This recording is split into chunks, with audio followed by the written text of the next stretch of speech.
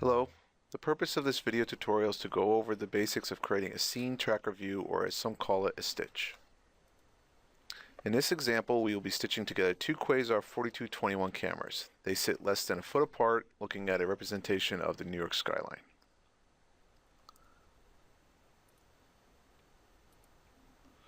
To begin, we start by creating the entity for the Scene Tracker view in Admin Center Logical View by right-clicking the system icon, Add Scene Tracker Views.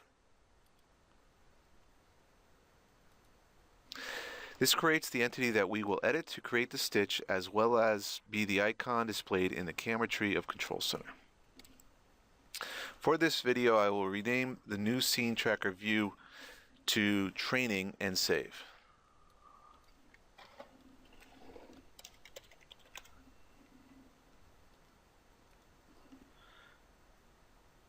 Next, we flip over to the second tab, Calibration.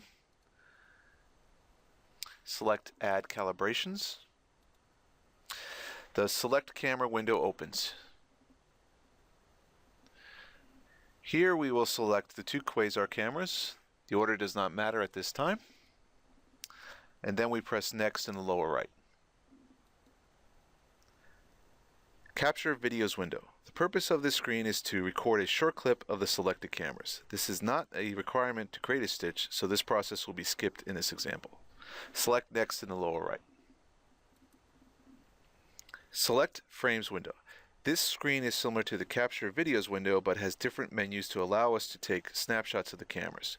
These snapshots are what we will use to create the stitch.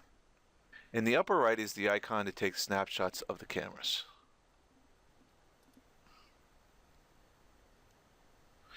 In the lower left, where originally we only had available the live option, now we also have the stills option. It is required to flip to the stills option before one is able to select the next in the lower right.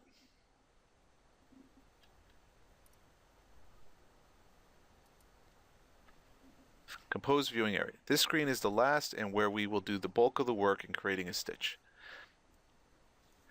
In the upper left, we have the list of participating cameras, which in this example, their fields of view are represented as the snapshots we took in the previous screen. In the lower left is the orientation map, which will not be used in this example. The upper right is the work area. This is the area where the cameras will be placed and adjusted based on the points and lines we select to stitch the two scenes together. The menu at the top is actually two layers. We only need to touch on a few of these options to complete the stitch. And finally, in the lower right is the section that I refer to as the magnification area. This area will display digitally zoomed in areas of the video to allow you to fine-tune your points and lines. Going back to the participating cameras, the order is important. The first camera on the list will be the one that will be in the foreground. Every preceding camera below it will be in the background, going down in order. So in this case, this camera here, displayed in full screen for you, or larger view, this will be the camera that will be in the foreground, and this will be the camera that will be, if you will, in the background as far as the overlap. If we want to change it, we use the arrows here to change their position. Now, as we can see, this camera now is at the top of the list, while this camera is at below it. Okay? The camera at the top of the list will not be skewed or changed in any way as far as the aspect when you place the points. Okay, so that's important. If I had 3 or more cameras, it might be recommended to put the center camera or one of the middle cameras at the top of the list, and then moving out towards the edges of the actual overall stitch, the other cameras would be layered down from there. To place the first camera, click the drop down, and we select a point. This point can be anywhere in this specific scene, and it doesn't need to be represented in any other of the camera scenes. So in this case, let's say I take something for over here, and then you're basically left click to place that point, and then you move your mouse to the point where you want to place it, and you left click again, and then you hit this button down here, which is Match Current Location. It places your first picture. Okay, so we're now done with that scene. Now we drop down to the second scene in this case, okay?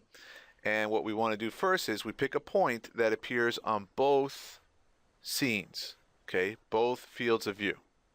So if we notice here, this is the Empire State Building. It is also represented here on both. So first thing I want to do is zoom in, get really, really close. And I'm going to try to pick the very, very tippy top of the Empire State Building. And same thing here now. I'm going to do it in the work area. I'm going to zoom in.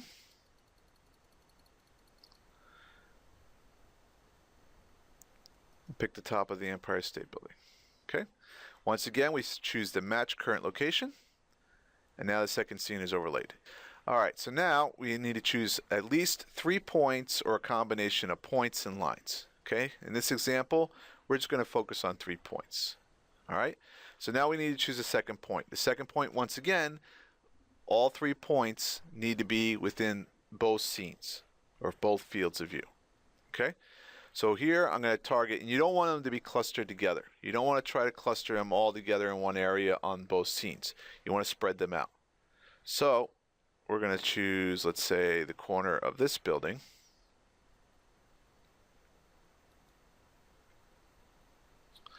And then we choose the same corner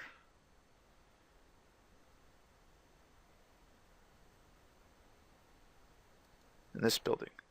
Once again, match current location. Now we need to pick one more point.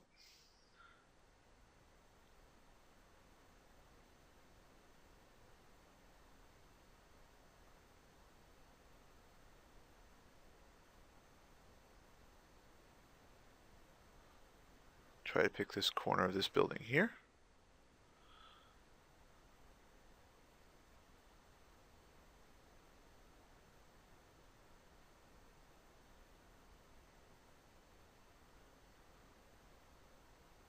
It's that corner there. We're going to need to zoom in a little bit.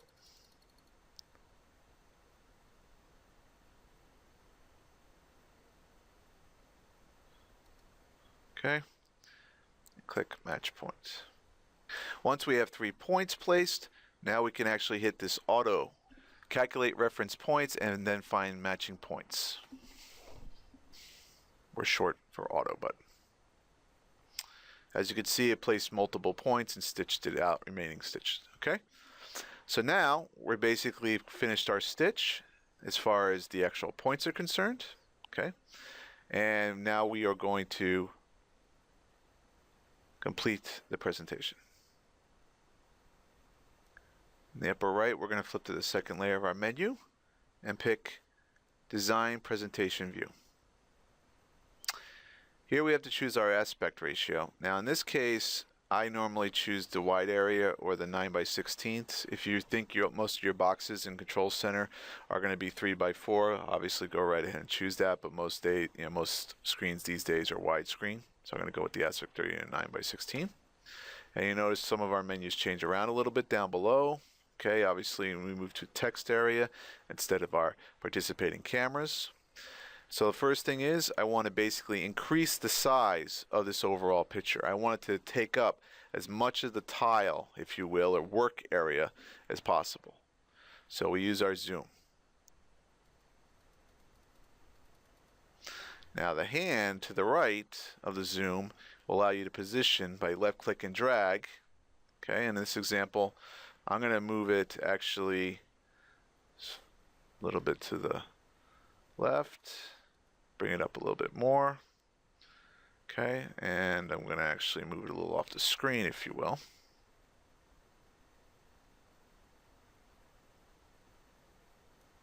Okay.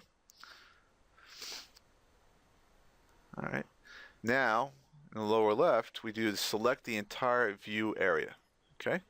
So here is where you're actually creating a box, and this box will represent the viewing area that they will see in Control Center. Everything else gets cropped out of the area. Okay, as you can see. Finally, we need to require to still, because we don't have the finish button yet, we need to do this first, number 1 here, select the first specific view area. This is unfortunately a requirement, and what you're trying to do is create a box, and what I normally do is try to leave a little bit of area here for the box, something like that. And now we can hit save, give it a name,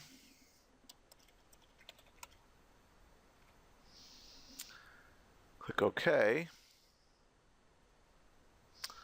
and then we're able to hit finish. Now we have training 2 is an available, and we say available calibration, and we say set to active. Okay, and what that means is when we drag this training scene stitch into Control Center, that's the actual calibration that's going to be active. You can add another calibration for the same cameras, obviously with different points, different setup, etc. So that's your basic scene stitch.